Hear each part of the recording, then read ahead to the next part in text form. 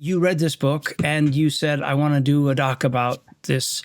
Yep. But did you have any idea that all this other stuff? I mean, first of all, I'm curious what drew you to the doc, what drew you to this subject. Yeah. And then did you have any idea what was in store for you as you began to kind of take this trip with her? So you're completely correct.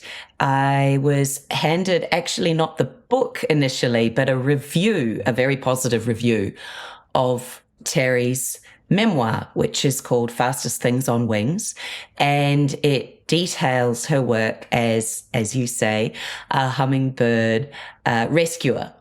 And my initial response was, how much trouble do hummingbirds get into that they need 24/7?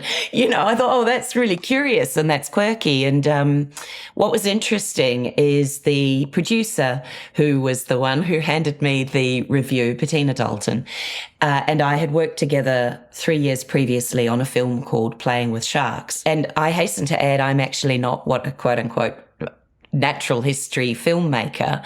I like telling stories about humanity and emotional stories and stories of surprise and true crime and all sorts of things. But we'd had a very, very, very good response to Playing with Sharks. It was enormously successful. It's the story of another remarkable woman called Valerie Taylor, who is really like the Jane Goodall of sharks, and shot all the live shark footage for Jaws, and goes through an incredible life epiphany of hunter to conservationist. And she's still out there. She's 89 years old now, still fighting for sharks, still glamorous. And she has a 50-year archive. Anyway, Bettina had been sending me various ideas, and so she sent me this review of Terry's book. And my initial response, as I said jokingly, was, this is a quirky story, but I wasn't sure.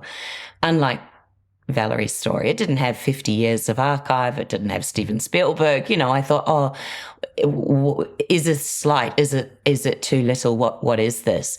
And it wasn't really until reading the book, and the book is written actually not dissimilarly to how Terry speaks, which is very philosophically and metaphorically. And I was completely enchanted. I come originally from New Zealand. Our birds are flightless. We don't have hummingbirds there. We have very beautiful flying birds as well, but our famous bird is the flightless one, the kiwi.